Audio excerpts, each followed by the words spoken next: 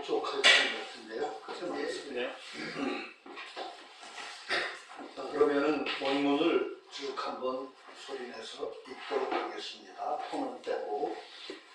약성문의 반박 신심경한 어선이선 어하야 후동활동 저연 상주자 의자 성격의 인문상수 천진무작 동전상선 성시 자연지 하가 수상문대 시지야 구벽에 불려가 수선으로 번뇌동 습기연중 대영이 용영생명 우연히 심장에 피시와 혼란 사살 매적 적지 신앙자 즉사 수상문정에 불만대치 균조 혼란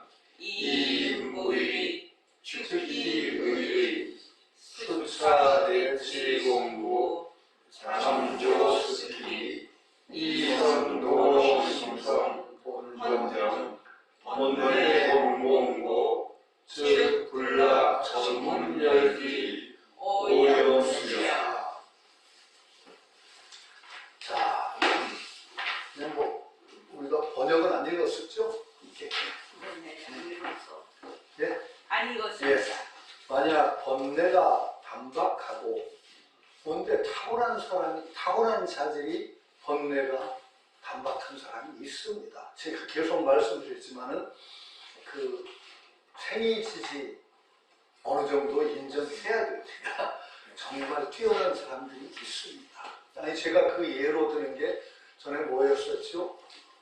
태어나면서 절대음감 가진 사람을 어떻게 얘기할 거예요? 우리는 꿈도 못 꾸죠. 딱 들으면 저 되게 뛰어난 피아니스트나 음악가 많이 절대음감 가지고 있습니다. 그러면 음이 바로 알아지죠.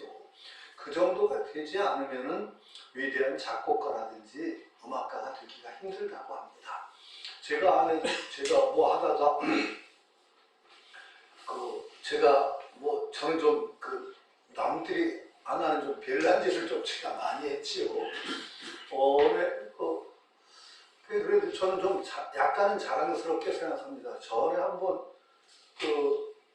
도복 스님이라고 하다가 뭐 어디서 만났더니 제가 이제 뭐 안 하던 게 예를 들어서 팔만대장경 전산화하는 일이라든가 뭐 이런 일들 불교계 말하자면 선구적인 일이라고 하는 거에는 제가 꼭 끼었던 것 같아요. 그랬더니 도복 스님 거기서 만나 송 교수는 어떻게 꼭 이런 자리 꼭 있어? 뭐 이런 얘기를 하셔서 제가 한편으로는 내가 한 짓이 조금 앞서 나가는 일에 많이 나섰구나 하는 생각을 했어요.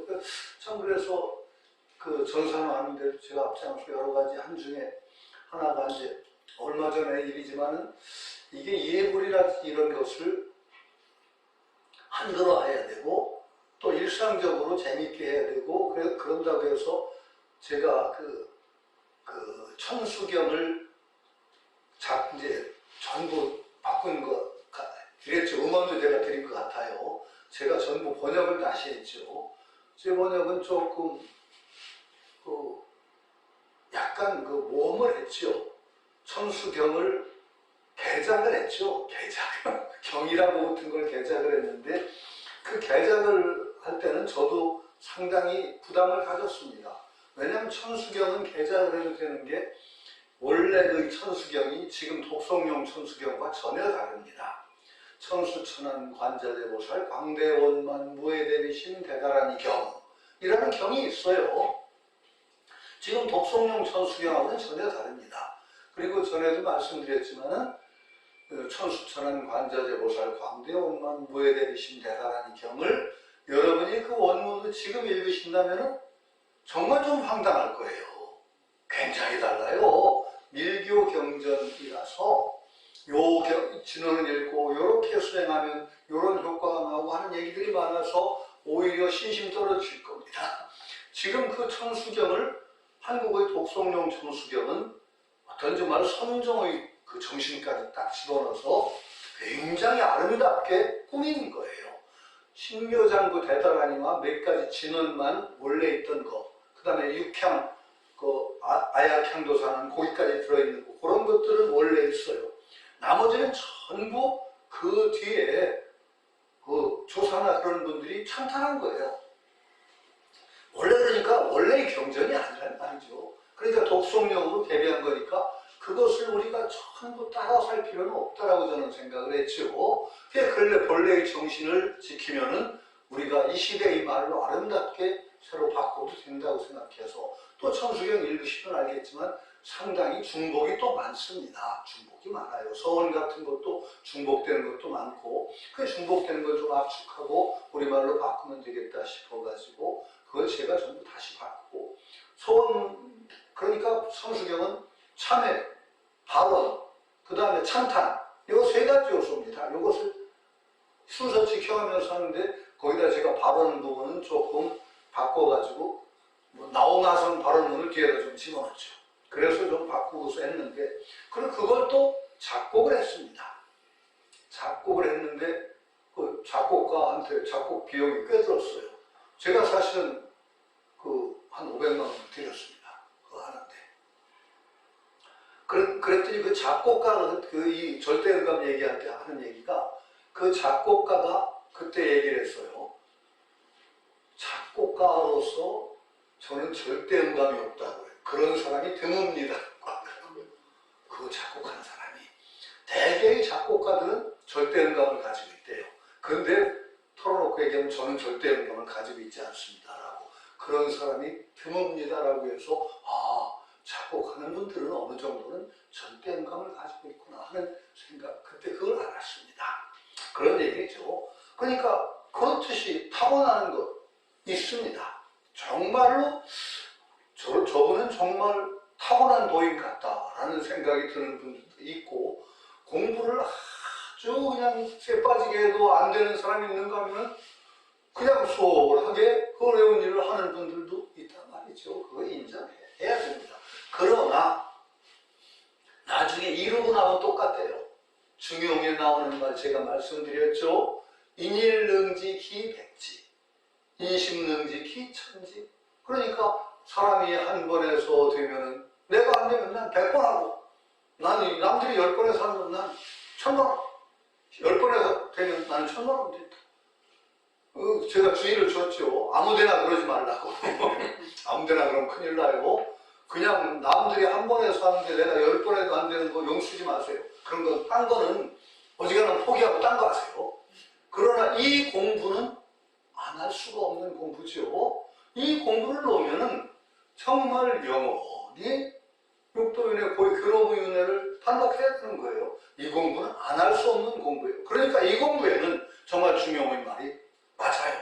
남들이 한 번 했을 때는 10번 하면 되고 100번 하고 그렇게 해서라도 해야 됩니다. 그런데 성취가 되고 나면 똑같습니다. 오히려 노력을 엄청나게 기울여서 한 사람이 더 남기는 게 많다는 얘기도 있어요. 제가 그 말씀 드렸었죠. 양정자라고 정주학이라고 할 때 정의천, 정명도입니다. 정의천, 정자가 두 정자인데 형제죠. 정명도가 형이고 정의천이 아우입니다. 두 사람의 자질을 얘기하면 명도, 정호라고 합니다. 이름은. 호가 훨씬 뛰어났습니다. 이천은 좀 호에 비하면 이천 선생이죠. 명도 선생이고 이천 선생은 굉장히 둔했다고 그러죠. 그러나 명도 선생은 또 일찍 죽었어요. 일찍 죽어서 남긴 게 양정자라고 하는데 명도는 남긴 게 적습니다. 이정전서라고 하는 게 지금 남아있어요. 두 정자가 남긴 말이 전서로 나옵니다. 이정전서. 그런데 명도 선생 남긴 얘기는 주희 같은 대천재가 뭐라고 했느냐. 명도 선생이 남긴 얘기는 좀 알아먹기 힘들대요. 왜? 이 양반이 자기가 천재니까 남자 천재인 줄 알고 휙 했어. 그러니까 굉장히 알아먹기가 힘들대요. 이천 선생은 자기가 고생을 했어요. 둔하니까 오래 살았어요. 그 남긴 것이 후학에 굉장히 절실하고 도움이 된다. 그래서 주로 양정자 중에 이천의 영향이 더 큽니다. 나중에 성리학과 양명학이 있을 때 오히려 명도 선생 명도 쪽은 양명학 쪽으로 한 번에 그냥 알아본다는 식으로 나가서 그런 게 가깝다고 하죠. 그래서 고생한 사람이 오히려 남는 게 많을 수도 있고 힘도 있을 수도 있다고 그래요. 저는 이제 제 경력 중에 조금 독특한 경력이라고 가끔 얘기하는 게 사사삼경 제가 외웠죠. 외우는데 정말 힘듭니다. 한 주 배우고 다음 주에 외우는 것까지는 쉬워요. 왜? 분량이 얼마 안 되니까. 근데 그걸 쭉 모아서 책 한 권을 다 뗐을 때 책 한 권 외워봤을 때 아주 죽어납니다. 그건 정말로 고문이에요. 아주 심각한, 아주 제가 얘기했죠. 서울대 학생들하고 동문들하고 간이수련대에 갔다가 제가 남들을 포복절도하게 웃겼다고. 열심히 철야 하루를 해서 참선하기가 좀 힘들어서 연불하고 하기로 했는데 연불 정근하고 절을 하다가 일어났더니 막 사람들이 다 웃어요. 왜 웃냐 그랬더니 갑자기 석가모니를 정근하며 절하던 놈이 잠깐 엎드리더니 안 일어나더라는 거죠. 저런가 보다 했더니 뻘떡 일어나더니 그때 제가 뭘 했다고요? 맹자견양왕 망할수 불원철이래 역장 이리 없고 맹자를 쫙 외웠어요. 그때가 맹자 외울 때예요. 서당에서 맹자 외울 때. 그러니까 얼마나 스트레스가 심했든지 무의식 중에 연구하고 절하다가 엎드렸다가 일어나면서 이 무의식 중에 있던 것이 와르르 쏟아져 나오는 거예요. 그러니까 사람들이 얼마나 무섭겠어요. 명불하더니 갑자기 맹자경 양해오고 그래서 쫙 나오니까. 그러니까 그렇게 하는 것이 있습니다. 저는 이제 술을 못 마시니까 굉장히 술 마시고 정신 나간 적이 없는데 정신이 필름이 끊어진 걸 느낄 때도 있죠. 근데 정말로 그 기분 나쁘죠. 저는 어지간하면 제가 한 일을 다 기억했다고 생각하는데 필름이 나가서 기억 못하는 일이 생겼을 때 굉장히 좀 불쾌한 일이 있습니다. 그 중에 하나가 여러분 조심하셔야 돼요. 저는 술이 약해서 그런지 이제 알코올 분해 요소가 없습니다. 제가 그래도 많이 늘어서 소주 한 반 병이나 한 병까지는 잘 먹는데 그래도 약해요. 근데 마취됐다가 깨날 때, 전신 마취됐다가 깨날 때 그때 정신없습니다. 정신없습니다. 그래서 제가 기억을 해요. 맹장술도 딱 전신 마취를 한번 했는데 두 번 나중에 다 있을 때. 그런데 제가 막 해먹는 거 그러면서 이거 술 되게 취한 기분이네 이런 소리까지 한 것도 기억하고 간호원한테 괜히 막 웃기는 소리하고 막 찌검거리고 그랬던 거 기억을 하는데 전혀 기억 못하는 말이 몇 가지가 있더라고요. 깨어나자 조금 있다가 걔 시집 갔어 그러더래요. 안 사람이. 안 사람이 깜짝 놀라. 누구 말이에요? 그랬더니 용숙이 시집 갔어? 그 시집 갔다. 그 얘기가 전혀 기억이 안 나요. 전혀. 근데 그건 참 이상해요. 그 애가 이제 내 육촌 여동생인데 걔가 참하고 저를 굉장히 따라오는데 내가 중매트 수고를 했는데 시집을 보내려고 용을 쓰다가 몇 개 중매를 썼는데 다 실패했는데 제가 뇌리에 그게 박혀있었던가 봐요. 그 녀석 시집 보내야 돼. 근데 마치 깨면서 걔 시집 갔어 그랬대요. 근데 기억 안 나요. 뭐 그런 것들. 그런데 하여튼 그것도 맹자경 양해왕한 것도 기억 안 나요. 그러니까 참 어렵죠. 굉장히 제가 이제 어려운 코스, 제가 이제 평생에 제가 이제 가진 자산 중에 하나죠. 그래도 사수상경이었던 게. 근데 그때 저는 성재가 비교적 뛰어나요. 아니, 아주 뛰어난 건 아니고, 그래도 상당히 잘해오는 편이에요. 그러니까 제가 고등학교 때부터 한문을 제가 꽤 많이 외웠거든요. 대학 졸업할 때까지 한문 잘한다 소리를 들었어요. 그때 외운 게 고등학교 시절에 한문 아무것도 모르는 주제 적벽법, 적벽부 외웠지, 귀거래서 외웠지, 애련설 외웠지, 어부사 외웠지 뭐 그런 거 외우고 꽤 긴 문장이죠. 거기다가 이태백시, 한시 같은 거 수십, 유종원, 이태백, 도열명시 같은 거 꽤 많이 외웠어요. 그러니까 그렇게 외우는 게 그렇게 힘들지 않았어요. 서당에서 외울 때도 제가 제일 잘 외웠어요. 나머지 5사람이 뽑혔는데 나머지 4사람이 저보다 나이가 더 많았다는 탓도 있어요. 그런데 나중에 선생님이 그러시더라고요. 빨리 외우는 사람이 오히려 잘 잊어먹는 경우가 많대요. 100번을 읽어서 외워서 기억한 사람은 그게 굉장히 오래 남는 경우가 많다네요. 그러니까 우리가 꼭 빨리 쉽게 한다가 좋다는 게 아니죠. 그러니까 찰서서 노력을 기울일 만큼 굉장히 깊이 박힐 수가 있고 공부한 자취가 정말로 힘이 될 가능성도 있다라고 저는 생각을 하죠. 그러나 정말 쉽게 되는 사람들 그거 보면 부러워요. 부러워요. 우리 같은 사람 참 안 되는 것 같은데 이런 사람들이 있어요.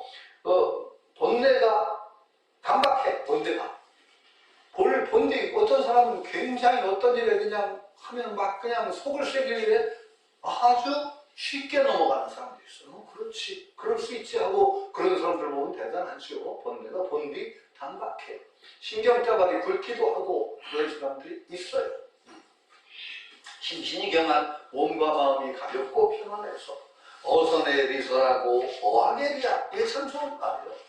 선을 행해도 선에 매달리지 않아요. 이게 참 무서운 거예요. 어하게리야. 꼭 악을 하는 것도 아닌데 악에 대한 분별심이 그렇게 없어요. 그거 죽으라고 미워하지 않아요. 그럴 수 있지. 이거 참 중요해요. 원래가 선악이 왜 이래야 되느냐? 악에 대한 분별을 하지 말라는 게 아니에요. 저는 분별 안 하려고 뭐 그냥 그럴 수 있지 하고 뭐 이래도 좋고 저래도 좋다는 사람 저는 굉장히 싫어해요. 굉장히 싫어해요. 왜? 이 박쥐 같은 인간들이거든요. 박쥐 같은 인간은 저는 쓸 데가 없다고. 일단 떠나되 지금 상황에서 어떤 것이 최선인가에 대한 판별을 해야 돼요. 우리는. 그리고 그 노력을 기울여야 돼요. 그러나 어떻게 근본이 어떠냐? 악이 적이 아니에요. 원수가 아니에요. 지금 상황에서 그것은 아니라고 생각하면 내 옳은 걸 실현하기 위해서 노력을 기울여야지. 그래도 좋고 저래도 좋고 어떻게 하겠다는 거예요. 참 이거 곤란한 사람이에요. 우리가 향상한다는 것은 어떤 거냐? 지금 자기 잘못된 것을 알고 고쳐나가는 것이고 세상이 잘못된 것이라고 생각하면 좋다는 방향을 설정하고 고쳐나가는 거예요. 그건 안 해요. 대충. 그러나 또 한편으로 근원적으로 이걸 금을 닦아놓는 것은 굉장히 또 위험하죠. 선악을 딱 잘라놓고서 아니면 사탄, 기독교식으로 하면 사탄시하는 건 정말로 위험하죠. 선악을 우리가 분별해야 돼요. 그래서 우리가 그걸 고쳐나가려고 노력하는 노력이 기울여지지 않으면 자기 발전도 없고 세상도 똑같아요. 그러나 선악을 딱 구별시키고 집착을 해요. 선악에. 이건 정말로 곤란해지. 더 나빠요. 안 하는 것보다 더 나빠요.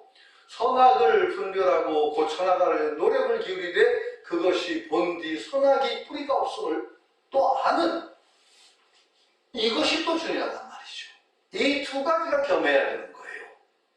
이게 둘 중에 하나에 치우쳐서 이것도 안 하고 이것도 아니고 저것도 아닌 건 정말 곤란해요. 저는 불자들이 뒤에 병도 많아요. 불자들이 대충 불사선 불사하라 그러니까 대충 넘어가려고 해요. 천만의 말씀을요. 정말 이 인간 세상에서는 털끝만큼도 어길 수 없는 게 있어요. 제가 백공선생님 밑에서 배운 게 그것도 그 중에 하나예요. 얼마나 엄하신지 몰라요.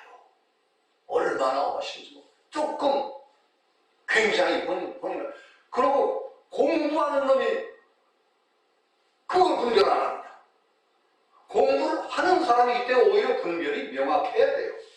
거기에 매달리지 않을 뿐이지 분별이 명확하지 않은 사람, 공부하는 사람이 아니라는 거예요. 예, 선악에, 어선에 선을 추구하되 거기에 매달리지 않고 악을 제거하되 또 그 악에 매달리지 않는다. 그게 리학이에요. 이거 굉장히 불교의 장점입니다. 자칫하면은 선악을 딱 고정해버려요. 저건 악한 존재. 원래가 그런데 그런 게 없어요. 그 세상을 볼 때 이 두 가지 관점이에요. 존재론적인, 실제론적인 사고방식하고 하나는 관계론적인 사고방식이라고 그래요. 실제론적인 사고방식이라는 건 뭐냐? 어떤 존재 자체가 가치 자체가 고정된 거예요. 선이다, 악이다, 좋다, 나쁘다, 아름답다, 추하다가 고정불변으로 이 존재 속에 있다고 생각해요. 그게 실제론적인 사고방식이죠. 관계론적인 사고방식이란 뭐냐? 선악이라는 가치가 이런 것들은 관계 속에서 생성이 된다. 이것과 저것의 관계 속에서 이게 여기 두 개의 관계 속에 이게 이쪽에 나쁜 작용을 할 때는 이게 악이라는 거죠. 악으로 드러난다는 거예요. 그러나 관계가 바뀌면 이것이 선운이 될 수 있다는 거예요. 아름답다, 추하다, 모든 가치는 그렇다라고 하는 거죠. 불교는 어디에 가까우냐? 상대론적인, 관계론적인 사고방식에 가깝습니다. 아름답다, 추하다가 고정불변과 아름답다, 추하다는 없어요. 이건 뭐 그 불교에 가지 않아도 장자에 가도 똑같은 얘기가 나와요. 장자에. 아니 우리가 인간 본위로 딱 생각하니까 아름답다, 추하다 이게 나오지만은 더럽다가 나오지만 파리나 구더기한테는 그 똥이 굉장히 아름답고 향기롭고 맛있는 음식이잖아요. 인간 본위가 아니면 마찬가지예요. 인간 사이에서 굉장히 달라요, 성향이. 그렇기 때문에 미라든지 추라든지 선이라든지 악이라는 한 것은 엄청나게 달라요. 엄청나게 달라요. 이걸 고정불변으로 이 속에 악이 존재한다, 선이 존재한다 이렇게 믿으면 악이 이 자체가 악이라고 하면 이 자체를 없애야 되는 거예요. 그럼 어떻게 되죠? 없애야 된다고 하면은 피 흘리는 싸움이 일어나요. 이거 굉장히 위험한 거예요. 저는 지금 속이 아파 죽겠는 것이 저 이스라엘하고 가자 그쪽 너무 속이 아파요. 이거 정말 전쟁이라는 건 아마 전쟁이라는 건 정의로운 전쟁은 저는 없다고 생각해요. 참 인간이 이 전쟁이 벌어지면 절대 악이 돼버려요. 상대로. 이게 죽여야 아마 인간이라는 동물만 자기 동족을 그렇게 죽일 것 같아요. 참 못된 인류의 영전이라고 하는 것이 가장 못된 측면이 있죠. 그래서 보면은 참 세계 열강들의 죄도 많고 그 불행의 씨를 심은 것이 사실은 세계 열강이거든요. 그때 영국을 중심으로 하면 그랬죠. 여러 가지가 있어요. 국제적으로 복잡하죠. 2차 대전 때 독일이 유태인을 학살하기도 하고 여러 가지 부채감도 있고 죄의식도 있고 그러니까 거기다 갑자기 그냥 이스라엘은 유태인 나라를 갖다 만들어 박은 거죠. 여러 가지. 그때는 정치적인 상황이 그럴 수 있어요. 그러나 갑자기 자기 딸 살던 땅에 딴 나라가 와서 확 유태인이 나라 박힌 그걸 당한 쪽은 또 어떻게 했어요? 그거 정말 환장할 일. 그러니까 아마도 끊임없이 피가 흐를 요소를 거기다 만들어 놓은 게 아마 세계 그 당시 열강이라고 저는 생각을 해요. 그래서 그것이 정말 피의 증폭이 일어나고 하는 걸 보면 정말 피가 가슴 아픈 일이죠. 그리고 그런 사고방식 속에 기독교적인 사고방식이 실제론적인 사고방식을 자꾸 조장하는 측면이 있어요. 사탄 같은 놈이거든요. 근데 사실은 기독교의 정신에도 그런 건 없어요. 정확하게 들어가면 기독교의 정신에도 그렇게 보는 건 아니에요.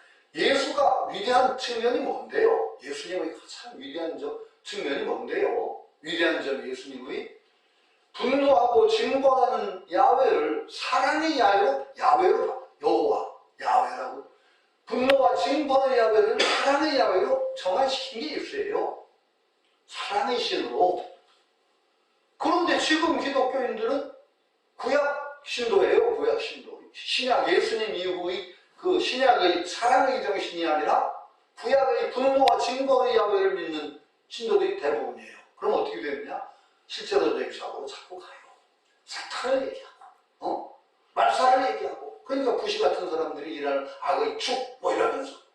존재 자체가 악이, 이런 사고방식이 나오죠. 이게 선악을 절대화하고 실제화할 때 나오는 큰 문제입니다. 불교의 장점은 뭔가요? 기본적으로 상대론입니다. 장자도 그랬죠. 서시 같은 미인, 사람에게는 미이지만 물고기가 와도 그러냐? 그렇죠. 똑같이 장자가 얘기해요. 그러니까 선악이라는 것 자체가 원래 이 자체 속에 있는 것이 아니고 관계 속에 성립해요. 우리가 나쁜 사람인 것 같은 사람도 우리가 적절한 관계를 잘 조성하면 좋은 사람으로 나한테 다시 존재 의미가 드러나죠. 이런 사고방식을 가지고 살면은 세상이 달라져요. 앞으로 여러분이 움직이는, 여러분은 그런 관계망의 중심이에요. 하나의 중심.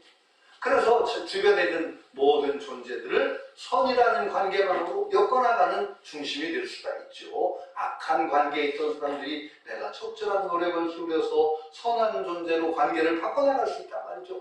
이 과정이 사실은 저는 불국토건설이라고 생각을 해요. 자기 수양이고 이거 이렇게 구체화돼야지 정말로 그 허공에다 수행하는 거 아니란 말이죠. 이해한다. 이게 중요하죠. 그 다음에는 이 선악을 상대적인 관점에서 본다는 거 굉장히 중요합니다. 그러니까 선악을 바로 보되, 바로 보라는 건 뭐예요? 이 상황에서는 이게 최선이다라는 걸 선택을 해야 돼요. 그리고 그걸 실현할 노력을 해야 돼요. 그러나 어떤 때는 다투기를 해야 돼요. 그러나 저 사람을 원수로 다투는 거 아니에요. 한 항아리 속에서 좋은 것을 위해서 한 항아리 속에서 나눔을 하기도 하는 거예요, 우리가. 그러나 그것도 안 하면 안 되는 거죠. 그게 이해하고, 그 다음에 우리가 여러분들이 아주 친숙한 용어가 나왔습니다. 부동 팔풍, 팔풍 부동 진공덕. 십자성에 나오죠. 팔풍에 흔들리지 않아야 참된 팔풍 부동 진공덕. 부동 팔풍. 여기 팔풍은 뒤에 나올 거예요. 팔풍 나와요. 번역에 나오죠. 팔풍. 이익되는 거. 쇠는 손해된다는 겁니다. 사실은. 얘는 기리는 거고, 칭찬하는 거. 기는 헐뜯는 거. 회는 나를 헐뜯는 거, 얘는 나를 칭찬하는 거, 그 다음에 기는 비방하는 거, 괴로운 거, 즐거운 거. 이것이 팔풍이라고 하는 거죠. 우리 마음을 흔드는 8가지 바람이다라고 하는 거죠. 우리가 바람에 흔들린다. 우리 마음을 갈대처럼 얘기한다면 바람이 내 마음을 흔드는 가장 센 바람 8개를 팔풍이라고 합니다. 이것이 팔풍부동한다. 팔풍이 움직이지 않는다라는 거 굉장히 중요하죠. 그런데 팔풍이 움직이지 않는 게 아니라, 팔풍이 없는 게 아니라 팔풍의 부동이에요. 팔풍이 아예 없으면 안 돼요. 못 그런 게요. 즐거울 때 즐거워해야 돼요. 그러나 역시 모습을 잘 굴려서 딱 참 중요한 말, 논어에 이런 말이 있어요. 공소문자라는 사람을 누가 얘기한 게, 공소문자의 문인한테 물었어요. 그 문인이죠. 문계가, 정말입니까? 어르신께서는 그런 글소 훌신, 말씀도 안 하시고, 웃지도 않으시고, 남의 걸 이렇게 취하지도 않으신다면서요. 그게 정말입니까? 그러니까 그 문인이 대답을 합니다. 그럴 리가요. 말하는 사람이 좀 지나치게 말했네. 그러니까 뭐라고? 우리 어르신 어떠냐? 때가 된 연후에 말하니까 남들이 그 말을 싫어하지 않고 즐거우신 후에 웃으시니까 남들이 그 웃음을 싫어하지 않고 의로운 딱 정의로울 때나 얻을 걸 얻으니까 남들이 그 얻는 것을 싫어하지 않습니다. 이렇게 얘기를 하죠. 중용에는 또 뭐라고 나오죠? 중용에는 희노애락지 미발을 위지중 발이개중절을 위지화라고 그래요. 희노애락이 희노애락, 기쁨, 성냄, 슬픔, 즐거움. 이것이 희노애락이 미발, 아직 드러나지 않은 것, 나오지 않은 것을 중이라고 부르고, 발이개중절 위지화, 발하여서 희노애락이 발하되 다 절도에 맞는 것, 이것을 화라고 한다. 불교도 다를 게 없어요. 사실은 중화 개념은 굉장히 불교하고 유사해요. 여러분 마음에서 파도가 일어나지 않는 그 본래 바탕이라고 할 수 있을까? 정전, 외자리. 중하고 비슷하거든요. 희노애락이 미반. 그러나 미반은 그대로 있으면 목석이죠. 발이개중절, 그것이 발하되 각각 다 중절, 절도에 딱 들어. 절도라는 건 상황이에요. 그 상황에 딱 적중한단 말이에요. 그러니까 희노애락, 기쁠 때 기쁘고 슬플 때 슬프고 딱 그러면서 이게 되는 것을 화라고 한단 말이에요. 그러면 중이 확보되지 않은 화가 없어요. 중이 내가 어떤 정말 평소에 수행이라는 함양자리가 모습을 잘 굴리자라고 할 때, 모습을 잘 굴릴 때 적연이라는 바탕이 없으면 성성이 안 나와요. 이게 성성과 적적이 함께 해야 되는데, 성성이 제대로 하면 적적이 있어야 되고, 또 성성이 있어야 하면 적적이 또 되는 거예요. 그러니까 이게 생각하면 팔풍부동이라는 것도 그런 거예요. 여러분들이 팔풍이 일어나는 것을 다 굴리는 거예요, 사실은. 여러분, 모습 잘 굴자고 할 때 모습 웃지 않아요? 잘 웃어야 돼요. 그렇죠? 그러나 웃는 줄 알아야 되죠. 그거 꼭 끌려가지 않느냐고요?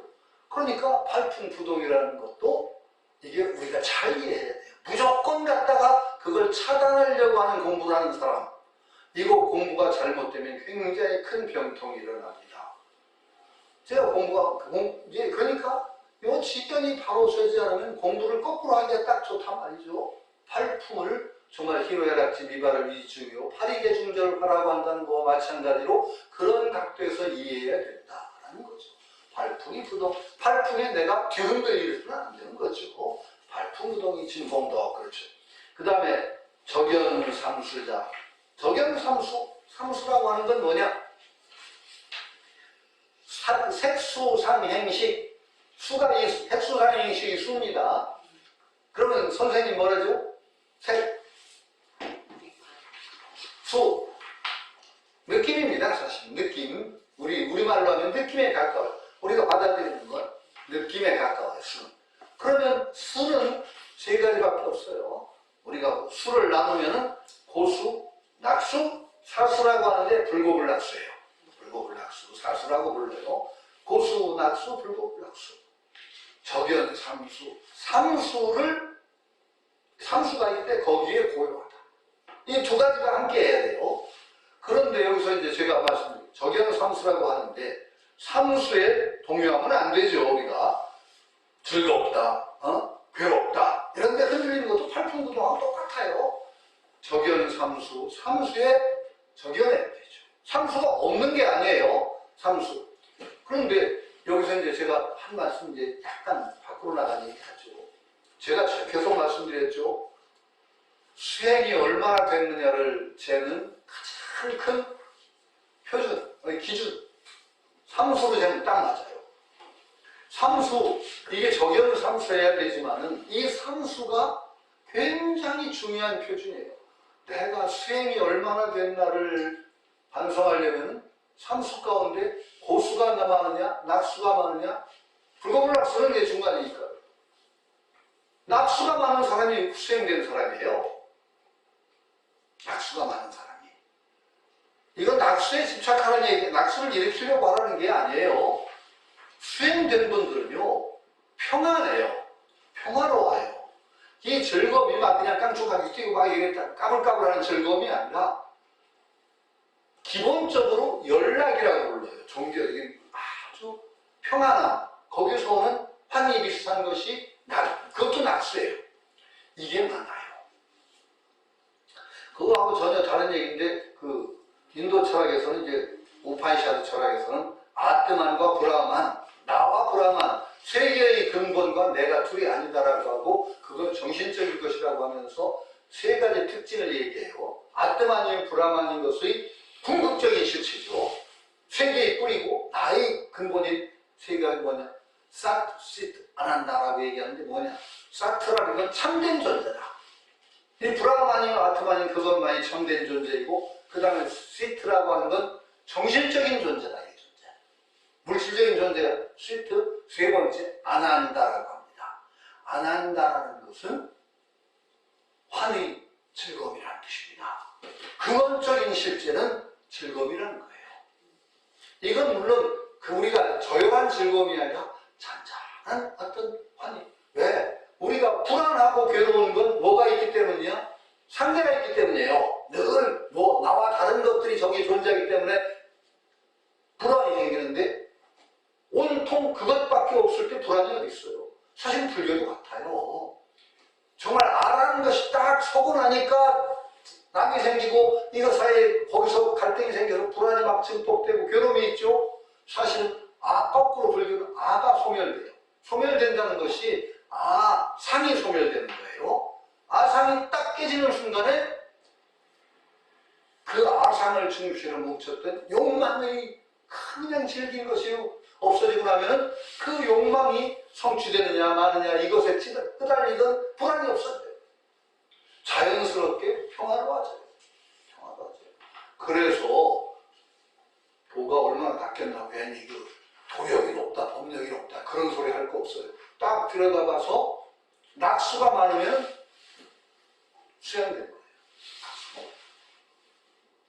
이게 거짓말이 아니라 부처님이 제가 계속 말씀드리는 거 우리가 알지 못하는 부처님의 칭호 그 당시 인도 사람이 부처님을 불렀던 칭호 항상 웃으시는 게예요.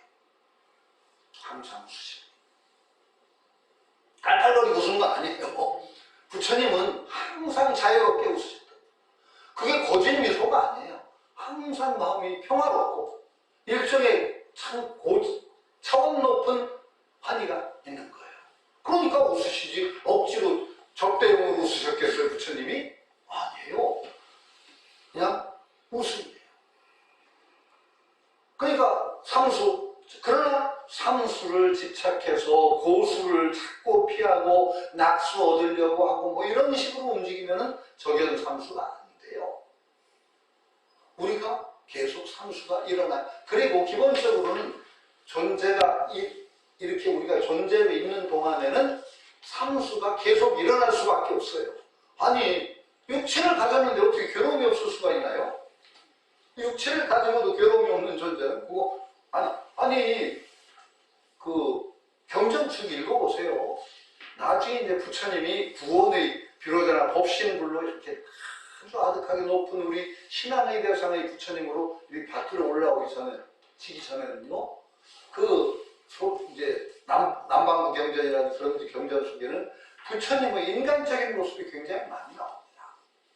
인간적인 모습이 많이 나와요. 거기에 쌍립다니까요. 우리가 얘기하는 자바환경이라고 번역되고 자바환경 같은 데 보면 부처님이 괴로우셨다. 나옵니다. 아니 몸이 아파서 괴로우셨다. 나와요. 그래서 삼매 들으시고 그 괴로움을 벗어나시고 그러셨어요. 괴로움을 뭐 육체가 되는데 어떻게 괴로움이 없어요. 부처님 대박 갔다가 바위 굴려서 부처님 발가락이 다치셨다고 그러던가 뭐 그런 얘기도 있어요. 그걸 다쳤는데 안 아파요? 안 아프면 이상하죠. 그거 참 어려운 얘기예요. 아파야 돼요 그러면? 어떻게 해야 돼? 아니 빡 때려 찌르면서 아파 안 아파 그러면 여러분 뭐라고 하시네요? 아파. 아이고 아파. 아프죠. 근데 엄청나게 아니 저는 제가 그래도 이제 이것도 병이지만 한 번은 어디 수련 뭐 비슷하게 갔는데 거기에 말하자면 특이한 치료법을 하는 분이 있어요. 꼭꼭꼭 그래서 발을 중심으로 치료하는데 한 몇 분이 그 치료를 받으면서 막 거의 비명이에요 그냥. 왜냐면 이걸 그냥 발가락 있는데 콕콕 누르는데 거의 고문 수준으로 아픈가 봐요. 그러니까 나보고도 내가 그때 대표 나보고 그래서 하라고. 근데 사람들이 굉장히 좀 싱거워하더라고. 근데 내가 그냥 아프네 그래. 근데 얼굴이 어떻게 하나도 아픈 표정도 없냐고. 나 많이 아파 죽겠어요. 그랬더니 그게 뭐냐? 아파요. 아픈데 아픔을 봐요. 여러분 이제 그것도 공부 중 하나예요. 아픔을 못 느끼면 안 돼요. 그러나 아픔에 쏠려가지고 저 백동 선생님한테 뭐 그런 거 많이 아파 죽겠다 아이고 이놈의 자식들 그러면서 대신 아파주라는 놈도 이 나쁜 자식들하고 막 야단을 치고 그러면서도 그러면 그 아픈 가운데도 얼마나 여유가 있으신지. 나 그래서 참 그 백동 선생님 하는 걸 보면서 참 재밌다. 아파 죽겠다 하시는데 가끔가다 그 아픔에 휩쓸려 다니는 느낌이 전혀 없어. 아파하셔요. 선생님, 병 덩어리였어요, 선생님. 그 어른이 자기 몸을 아주 소중스럽게 갖고 올 분이 아니에요. 그럼 소중스럽게 갖고 오지 않았으면 그 업보가 어디 갔겠어요?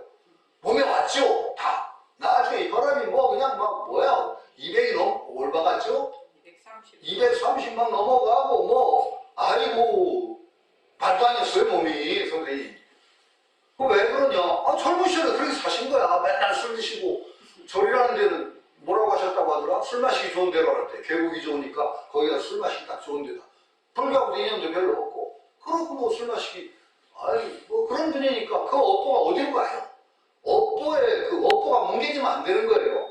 그런데 그런 게 굉장히 나중에 아프신 경우도 많고 그런데 굉장히 고통스러우셨을 것 같아요. 근데 고통스러워 하시면서도 들리지 않아요. 이게 저도 선생님 관련을 받아서 그런지 아파요. 그런 아픔 때문에 그냥 나보고 이거 싱겁다고 그래요. 나 아파 죽겠어. 내가 그랬더니 사람들이 좀 어이가 없나 봐. 아파 죽겠다고 하면서 내가 아니 그것도 이제 공부한 어떤 조금의 표가 나는 거죠. 그래 저는 이제 더러운 건 더럽지요. 한 번은 집에서 예전이죠. 한 몇십 년 전에 화장실 하수구가 막 이제 막 덮개가 끼고 막 더러워가지고 막 그냥 이상하게 끼고 막 엉망인 경우가 있죠. 근데 막 막힐 정도가 되니까 아들이 그러냐 보다 뚜껑을 또 열었지. 정말 엉망이야. 막 진짜 하수구 막 그냥 썩고 막. 근데 내가 그걸 쑥쑥쑥 훑어가지고서 툭툭툭 해가지고 집어넣지. 애가 막 옆에서 뭐 구역질 하려고 그래요. 아들 녀석이. 아빠는 어떻게 그걸 그렇게 더러워 죽겠네. 내가 그러면서 다. 근데 더러운 건 더러운 거고 또 그것을 넘길 수 있단 말이지. 더러운 거. 그런 거 아마 그 공부한 덕택이 아닐까 싶기도 해요. 더러움을 모르는 거 하지만 그거에 얽매여가지고 뭐 그러지 않는다라는 거죠. 삼수도 마찬가지예요. 고수낙수 다 있고 그래요. 부처님 괴로워하셨다. 아니 그리고 부처님 정말 얼마나 인간적이에요. 부처님 마지막에는 그 이질 비슷한 거죠. 굉장히 식중독 걸리셨죠. 식중독 굉장히 심하셨습니다. 추다가 공양한 그 음식 때문에 식중독이 보통 심한 게 아니었죠. 거의 돌아가실 지경까지 간 거예요. 그런데 경전에 나와요. 그런데 부처님 어떻게 나오냐? 참 그것도 감동. 열애가 이렇게 열반에 드는 것은 바람직하지 않다. 이렇게 열반에 드는 건 바람직하지 않다고 했다는 것은 열반에 들 정도라 했다는 거예요. 그 고통이. 병세가. 그래서 삼매에 들어서 그걸 물리칩니다. 삼매의 힘이 또 그렇게 센 거예요. 얼마든지 부처님은 또 물리치시고 그리고 나서 그러나 삼매의 힘으로 물리쳤지만은 육체의 어떤 그 인과율에 있습니다. 물리적인 인과율이 없어지지가 않아요. 그러니까 병세를 극복하셨지만 그 인과가 사라진 게 아니거든요. 그래서 쇠약해지는 거예요. 그러니까 그때 제자들 불러놓고 말씀하시죠. 내가 이제 곧 열반에 된다. 그러면서 얼마나 이 몸이 낡은 쇠와 같아서 더 이상 불러가기 힘들다 그랬어요. 열의 육체. 이거 유마경에 나와요. 유마경 첫 번째 나오죠. 그 10대 제자가 쫙 유마보사한테 막 야단을 맞는 대목에 안한존자가 마지막에 야단을 맞는 대목이 있어요. 석가모니께서 몸이 안 좋으셔서 우유를 드셔야 됐어. 그 안한존자가 이제 새벽에 비아리성으로 우유를 얻으러 나왔는데 유마보사를 만난 거죠. 뭐하러 나오셨어? 그러니까 열에 껴서 몸이 안 좋으셔서 우유를 드셔야 돼서 나왔어요. 그러니까 유마보사가 막 뭐라고 하죠. 열애가 병이 있을 리가 있냐. 열애는 그 정말로 없이는데 네가 그 열애가 병이 있다고 하면 열애를 잘못 본 것이고 부처님을 말하자면 모독하는 거나 다름없다. 그러니까 위시적으로 봤잖아요. 하나님은 어쩔 줄을 몰라요. 이거 우유를 공양을 받아 가야 되는 거야? 말해야 되는 거야? 그랬을 때 호공에서 말이 딱 들립니다. 유마경 진짜 멋있어요. 안 하나. 우유 받아. 그런데 열애의 정말 법신으로서 열애는 병이 없지만 이 화신으로 나타나는 이 몸은 다 그 병을 나타낸다. 그러니 내가 얻어서 오는 거 아무 장애가 없다. 이게 유마보살의 말씀. 열애 몸에 무슨 병이 있냐? 맞아요. 그러나 또 그렇게 석가모니 말씀 얻어오거라. 맞아요. 이걸 우리가 조화롭게, 그러니까 우리가 구원의 열애, 우리 정말로 구원의 부처님에 관한 관점과 정말 화신불로 나타난 부처님의 그 모습을 올바르게 봐야 되는 거예요. 어느 것에 치우치면 이거 옳지 않아요. 유마경마도 첫머리에 그게 나오죠. 아나니 부처님이 몸에 병이 있으셔서 안 좋으셔서 우유 공양 받으러 온 거예요. 유마바사가 또 부처님 몸에 병이 없음을 또 딱 발표한 것도 맞아요. 이 두 개가 다 진실이란 말이죠. 그러니까 우리가 상수 같은 것도 똑같아요. 우리가 육체를 가지고 이 세상에 살아가는 동안에 고수낙수 불고불락수가 끊임없이 닥쳐요. 그러면 이것을 어떻게 해야 되느냐? 그걸 없애는 게 아니에요. 없애면 안 되죠. 거기에 고요할 수 있어야 돼요. 고요할 수 있으면서도 그걸 또 정말 선생님처럼 아이고 아파 죽겠다 그러면서 그때 제일 황당했던 게 이놈의 자식들 대신 아파주는 놈 하나도 없고 그러면서 막 우리한테 막 야단을 치는데 황당했어요. 근데 황당했던 게 아니라 재밌었어요. 그런 거죠. 그러니까 적연상수자는 이런 사람들은 자성정의 이문상수, 그러니까 참 자성의 정제에서 그 자성정의에 의지하는 거예요, 이건. 그래서 쌍수를 자연스럽게 불려가는 거예요. 정의 쌍수가 그 사람에게는 자연스럽게 굴러가서 천진무자, 자연스러운 가운데 천진이라는 건 태어난 그대로 천진하다고 그러죠. 무자, 인위적인 조작이 없어서 동정상선, 움직임이나 고요함이 항상 선정이라 성취 자연질이 원이, 자연의 이치를 본 뒤 성취한 거야. 내 자성이 본 뒤 성적이 함께 있는 것을 알아요. 그러니까 자연의 이치를 구현할 뿐이지 억지가 없다. 그러니까 하가 어찌, 가짜는 이때 빌릴 가짜예요. 거짓 가짜가 아니라고 그랬죠. 이 가짜가 언제나 빌릴 가짜로 쓰입니다. 많은 경우에. 어찌 빌릴 것인가? 뭘 빌려? 수상문 대치지의, 수상문에서 모습에 따라가는 문의 어떤 상황에 응대해서 수행하는 그런 가르침을 빌릴 필요가 있겠는가? 이렇게 타고난 사람은 용 안 써도 된다는 거예요. 용 안 써도 된다. 부럽죠? 혹시 이렇게 잘 되는 분 계세요? 아니, 거예요. 그러나 있다고 봐야 돼요. 아마 공자는 스스로 나는 생이지지자가 아니다 그랬어요. 생이지지자 아니다. 호고민이 부지자 그랬어요. 논어에 나와요. 옛것을 좋아해서 민첩하게 찾은 사람이다. 이렇게 얘기했어요. 그런데 나는 생이지지자 아니다라고 했다는 것 자체가 생이지지자라는 증거가 아니라 비슷한 거예요. 남들은 전혀 공자를 생이지지자라고 생각도 안 했는데 나 생이지지자 아니야. 그러면 얼마나 무서운 사람이 돼요? 아니 제가 스스로 잘났다고 하면서 나는 이 본디 반쯤 깨달은 사람이야 라고 나서면 여러분들이 얼마나 저를 우습게 보겠어요? 그렇죠? 그런데 그 당시에 이미 공자를 저분은 생이지지자라고 사람들이 계속 불렀던 거예요. 그러니까 공자가 그걸 부정했죠. 나 생이지지자 아니야. 얼마나 또 겸손해요. 그러니까 남들 보기에는 공자는 생이지지자예요. 그럼 또 공자는 겸손하게 그럼에도 불구하고 내가 노력을 기울여서 했다고 하니까 또 공자의 위대성이 거기에 드러나겠죠. 우리 주변에 혹시 그런 분 보셨습니까? 제가 보기에 고니지지입니다. 고니지지. 아니 그래 그러니까 생이지지, 그 다음에 학이지지, 그 다음에 고니지지, 그 다음에 고니불학이래 있어요. 네가 있어요. 논어에는 태어나면서 하는 사람, 배워서 하는 사람, 아주 고생을 하고서야 하는 사람, 그 다음에 고생을 해도 배우지 않는 사람.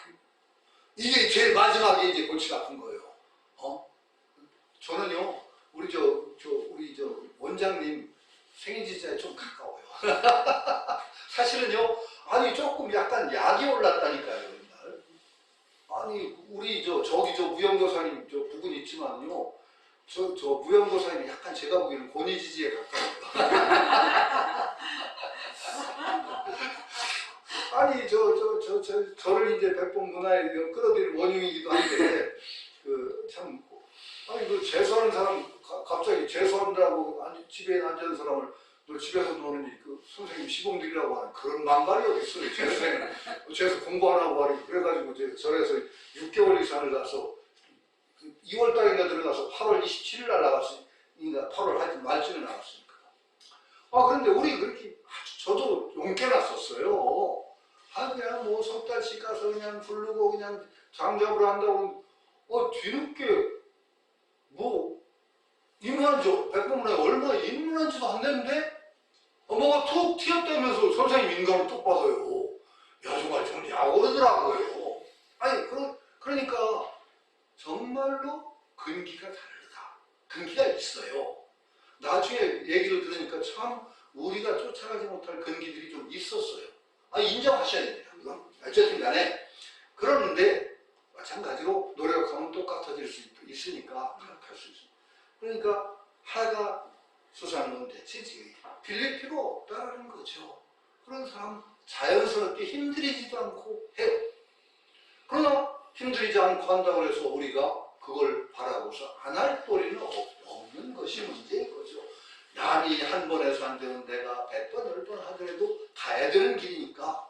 그리고 가고 나면 갔다는 거는 시간이라든지 노력이라는 건 상입니다. 그거 실체가 없어요. 여러분들 한평생 살아오신 그 자취가 여러분 뒤에 무겁게 질질 끌려다니게 있어요? 없어요. 똑같아요. 산 꼭대기 올라갈 때 그 고생했던 기록이 뒤에 붙여다니는 거 아니거든요.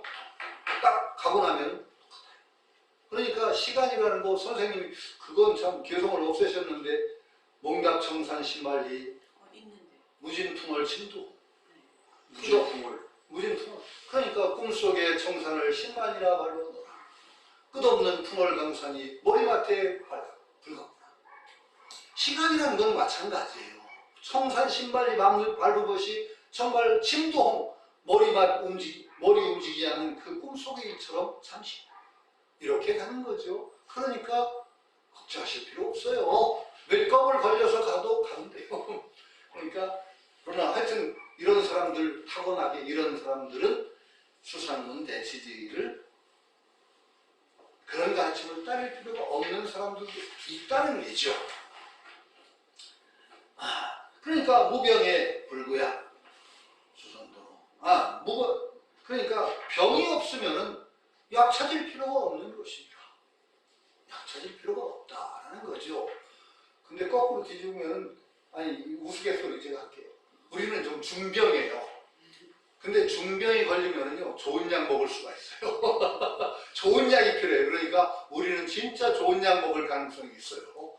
좋은 약으로 우리가 그러니까 좋은 약 먹을 복이 없어요. 이런 분들은. 그거 농담입니다. 우리 같은 사람은 좋은 약 먹을 복을 앞으로 누릴 수 있을 겁니다. 부처님이. 그게 아니라 여기 끝나요 앞에. 그 다음에 이제 우리 같은 사람 얘기가 나와요. 수선 번호 비록 앞서 먼저 번호를 했지만은 번뇌가 너무 많아. 습기가 견중 오랫동안 쌓아온 습관의 기세 이것이 단단하고 무거워. 대경이 염려 생정 어떤 경계 어떤 그 조건을 딱 부딪히게 되면은 생각에 그 감정이 꼭 누구 말 하는 것 같아요. 우리말이에요. 염려 생정 우연히 심심삭대 인연 어떤 반연을 만나게 되면 마음이 거기에 맞상대를 해.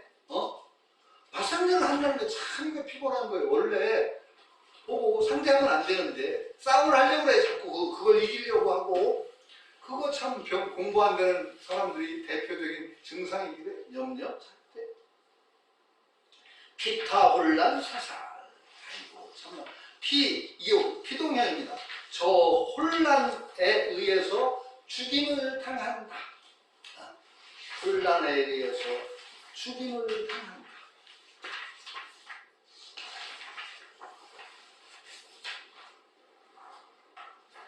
그러니까 피타 혼란 앞에서 그렇게 자꾸 나의 혼란되는 것에 내가 끄달려서 결국은 살이라는 건 죽는다는 뜻이 아니라 건강에 처한다는 뜻이에요. 거기에 빠지니까 결국은 그렇게 당하는 것이죠. 당하게 되어서 매한다. 매가 적지상현 공적영지가 항상 본디 그러한 것 이것을 잊어버려요.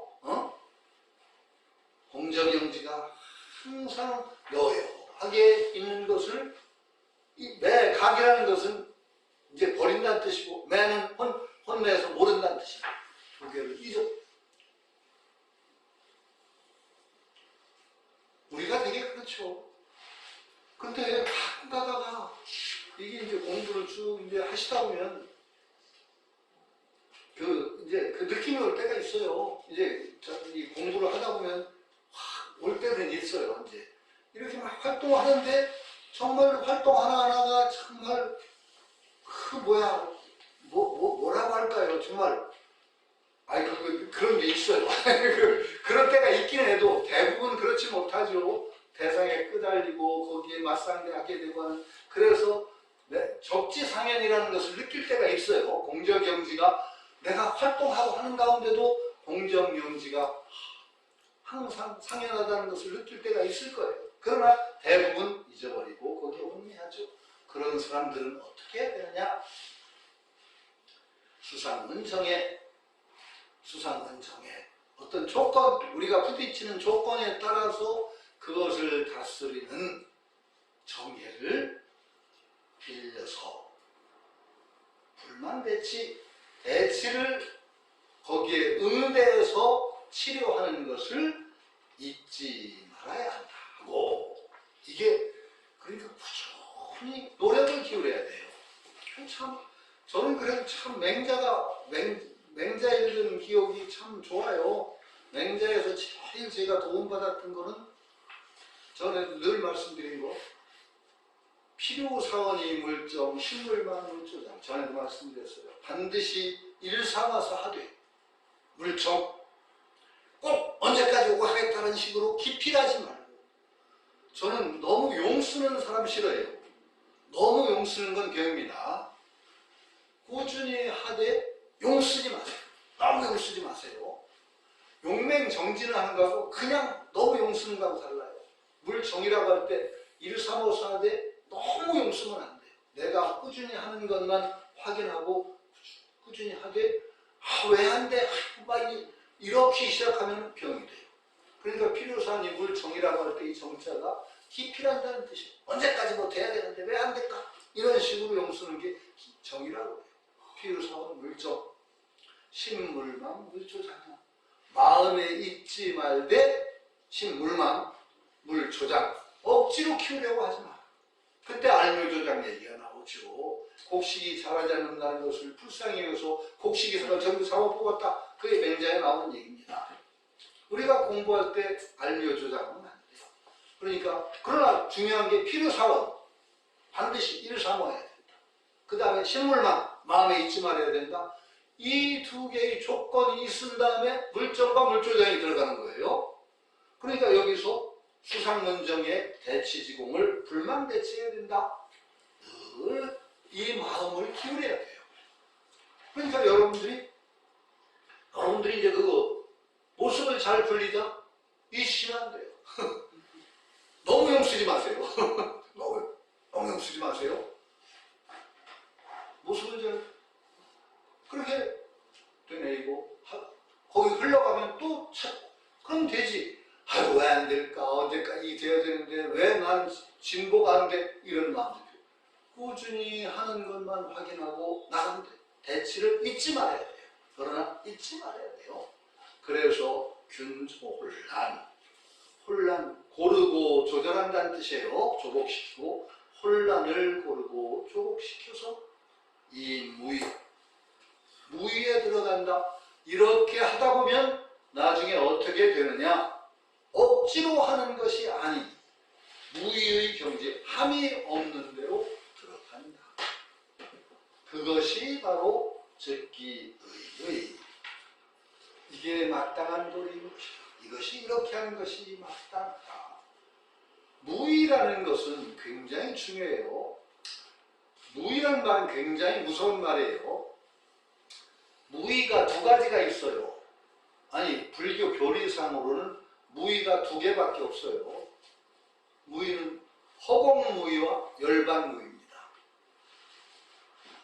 허공이 무의법이에요. 그 다음에 열반이 무의법이에요. 나머지는 다 유의법입니다. 결국 우리는 어떻게 해야 되느냐? 이런 노력을 기울이는 것은 유의법이에요. 나중에는 어디로 가야 되느냐? 함의 없이 하는 열반이라는 건, 그런데 제 나름대로 이게 좀 건방진 얘기를 해야 되겠어요. 무의법이 두 가지가 있는데 나는 결국 하나라고 생각을 해요. 허공과 열반은 두 개 아니다. 아니, 무의법인데 요건 허공이고 요건 열반이라고 둘로 나눠져 있으면 안 될 것 같거든요. 제 생각은. 허공과 열반은 그래서 궁극적으로는 선생님이 허공을 강조하신 이유를 저는 가끔 그렇게 생각을 해요. 허공, 무의, 열반, 무의예요. 그게 결국은 우리가 무의법에 가야 되는 건데 그 무의법은 허공과 같은 정말로 함이 없이 함이에요. 나중에는 어떤 경지까지 가야 되느냐? 이걸 억지로 1, 3, 5, 4 하는 것이 아니라 열반, 무의. 열반은 또 우리가 굉장히 어렵게 생각하는데 열반을 표현할 땐 참 힘들죠. 궁극적인 거죠, 열반이. 우리가 열반에 들려고 하는 거예요. 죽음이 아니죠. 여러 경전에서 열반과 딱 열반에 상응하는 말을 쭉 집어넣다 보니까 부처님께서 말씀하셨는데 어떤 데서는 이것이 열반이다 라고 하시는데 이것이 진리다. 똑같이. 그러니까 열반과 진리, 법이란 열반과 진리가 거의 등치를 쓰여요. 그 열반도 여러분들이 너무 추상적으로 아주 너무 어렵게 생각하지 마시고 부처님 말씀에 의거하면 열반과 가장 가까운 것이 진리예요. 진리라고 하는 것이 불법. 그러니까 법, 진리 이것이 바로 열반이다라고 생각해요. 열반은 그러니까 만들어지는 내가 성취하는 것이 아니에요. 열반은 내가 만들면 없어져요. 진리가 만들어지는 게 아니듯이 열반도 그냥 우리가 거기에 이르는 거예요. 여러분들이 노력을 계속하면 자기 인의가 있는 것으로 시작해가지고 결국 무의의 경지까지 가는 것이 우리 궁극 목표죠. 이 무의는 열반과 같아요. 제끼리.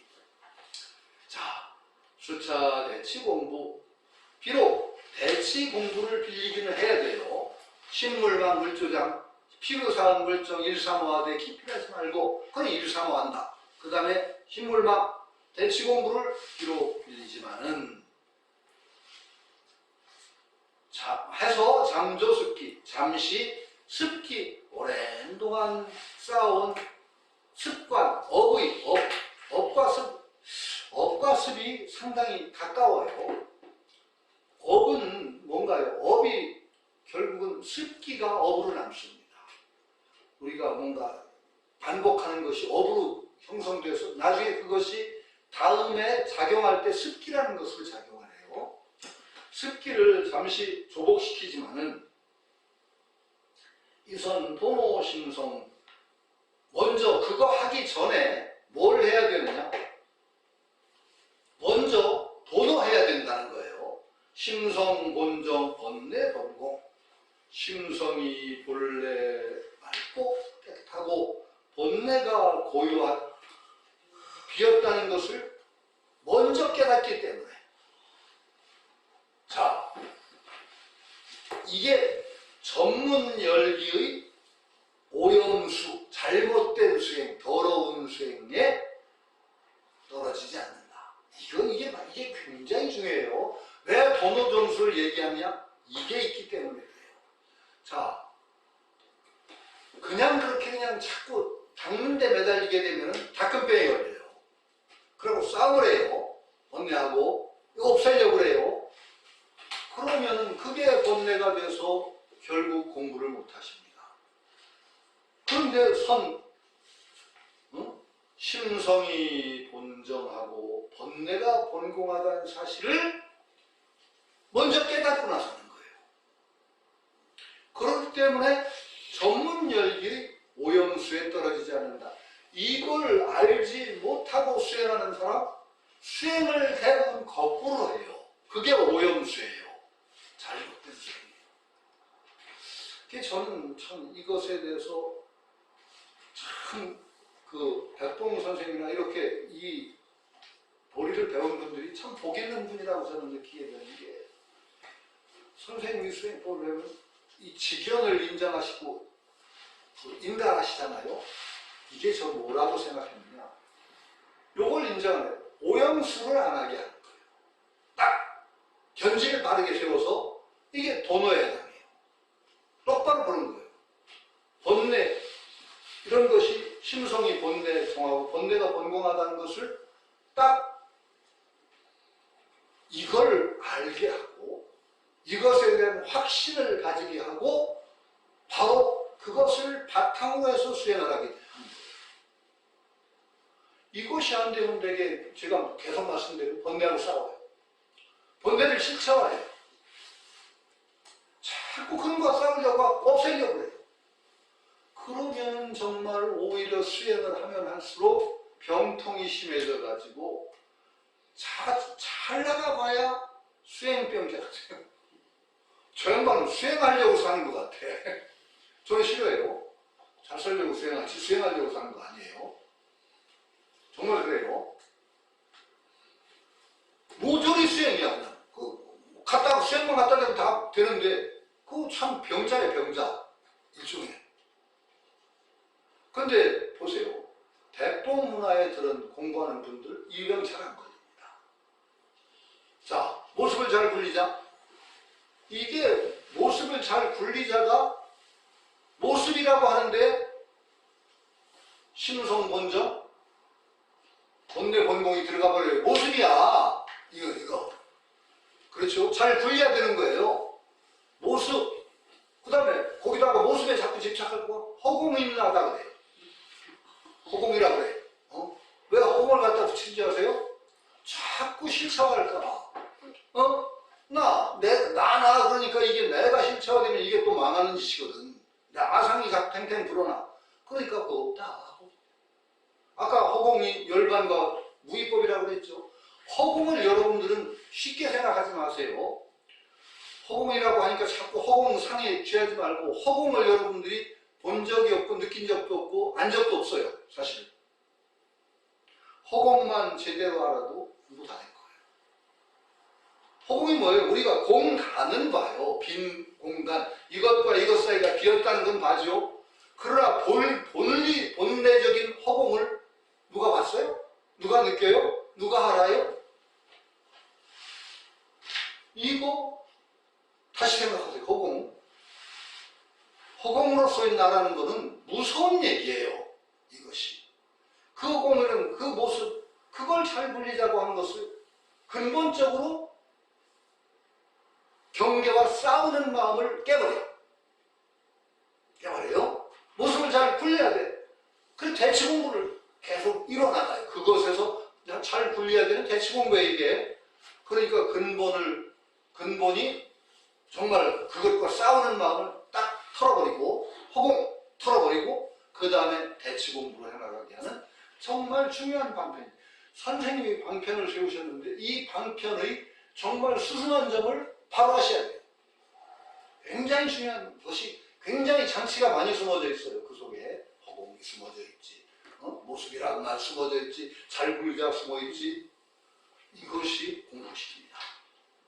이걸 모르면 오염수행이 돼요.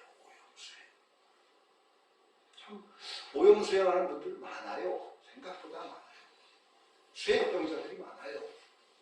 그러고 항상 싸우기 때문에 오히려 번뇌가 더 늘어요. 그 친구는 계속 나 때문에 귀가 아플 것 같은데 뒤에 승광사 얘기 했잖아요. 승광사기 아유 부산 스님이 얼마나 멋있는 얘기를 해줬어. 마음원숭이가 6창문으로 돌아다니며 보느라고 제자리를 못 찾으니까 6개 다 안희비설 씨가 다 도둑놈이다. 마음을 훔쳐가는 그 도둑놈한테 마음 도둑질 하지 않도록 잘 단속을 해라. 참 좋은 얘기예요. 다 좋은 방편일 수 있고. 그런데 도둑 안 맞으려고 그 소리를 안 들어보려고 그냥 감각기관에 끄달려 알고 그게 안 들릴 턱이 있나요? 그러니까 반 미치기가 되더라고요. 소리를 치고 그게 저한테 두드려 맞았죠. 그 두드려 맞은 것도 백봉사님 없으면 제가 그런 소견이 안 나오죠. 그때 백봉사님한테 배운 게 있으니까 이 자식아 그렇게 공부하면 너 병난다. 존엄을 인정하는 순간, 저런과 적대하는 순간에 이미 마음을 뺏겼는데 어떻게 내가 마음을 안 뺏기니? 그 본래 공하다는 걸 알고 본공이고 뿌리가 없고 저는 그것까지는 제가 상당히 절실하게 좀 느꼈어요. 선생님이 그때 저보고 얘기하셨어요. 공부할 미천은 얻었다. 한 게 제가 확실하게 그걸 느꼈을 때예요. 너 아니다 그러셨지만 네가 공부할 미천은 얻었다. 그때 참 느꼈던 게 그때 정말 마음에서 생각이 허공에서 뭐 구름이 일어났다가 서늘어지는 모습이 정말 너무나 역력하게 정말 뿌리가 없고 그게 너무나 역력하게 왔어요. 정말로. 그래서 우리 막내는 이것들이 정말 본공이다라는 것을 너무나 절실하게 느껴서 그 뒤에 제가 상당히 도움을 받았죠. 아무리 본내가 이뤄도 뿌리가 없어요. 그렇죠. 그런 일. 그러니까 그 자리를 제대로 도노라는 요걸 통해서 확립을 하지 않으면은 공부가 거꾸로 돼요. 그래서 그것을 오염수라고 불러요. 잘못된 수행. 그러니까 전문열기 오염수에 빠지지 않는 것은 도노가 있어야 된다. 도노라고 하는 걸 너무 거창하게 주지 말자고요. 우리는 계속 깨달을 계기가 있어요. 거기에 대한 충분한 절실한 느낌. 깨달음이 한 번이라고 생각하지 마세요. 이게 선종의 병 같은 것 중에 하나가 나중에 확철되어 하면은 정말로 견성성불에서 조사가 되겠지만 깨달음이 여러 번 옵니다. 여러 번 옵니다. 그거 여러 번 온다고 해서 이거 나쁜 거야 라고 하지 마세요. 정말 확실한, 절실한 깨달음 온 것이 여러분 공부시키는 충분한 사양이 됩니다. 나중에 그것도 또 넘어서요. 공부해 나가다 보면은 또 넘어서게 돼 있어요. 거기에 매달지만 않으면 돼요. 그것이 내가 공부하는 하나의 이정표가 된다고 생각하면 그런 깨달음들을 자꾸 무시할 필요가 없단 말이죠. 일종의 도노가 와요, 여러분들. 확실한, 정말 그렇구나. 그거 공부가 됩니다. 나중에 그것도 더 넘어서요. 그러니까, 그러나 도노가 있어야 된다. 이것이 없이 정말 시작을 해놓으면 방편에 얽매이고 방편에 걸려서 방편이 장애돼서 결국은 오염수에 빠지게 된다. 이런 말씀을 드립니다. 오늘 여기까지 합니다. 고맙습니다.